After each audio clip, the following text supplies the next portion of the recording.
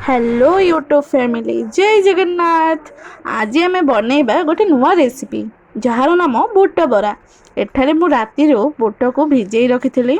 बर्तमान यार चोपा काढ़ीदेबा। चोपा काढ़ा पर यह भल भाव आउ थे धोईदेबा। यापर एक जार रे धोईथिबा बुट सबको पकईदेबा। सही बुटरे 2 ରୁ 4ଟି लंका और 10 कोला रसुण पकाइबा। आपण चाहे आपण राग मुताबक लंका पकई पारिबे एवं सेथिरे किछि लुण ऐड करदेबे एवं टिके हळदी गुंड पकेइबे। एक खदड़ पेस्ट बनै किंतु मने रखिबे पेस्ट को चिकण कले एहार स्वाद लागिबो नाही। पेस्ट बनैबा परे एहाको एक पात्र मध्य को काढ़ी देबे।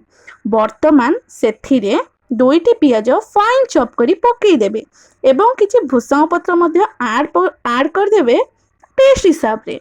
एहा परे सेथिरे स्वाद अनुसार लुण पकेइबा एवं सेथिरे किछि करी पाउडर एवं धनिया गुंड पकेइबा। एहा परे भल भाबरे गोलाई देबा। एबे गैस टी को ऑन करिबा। गैस ऑन करी सेथिरे तावा बसई देबा। तावा टिके गरम हेबा परे सेथिरे तेल देई देबा।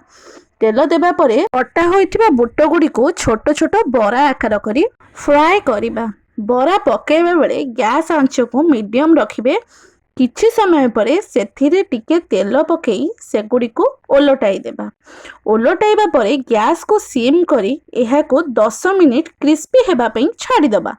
एहा ब्राउन कलर होई जिबा परे एहा को काढ़ी सर्व करि देबा।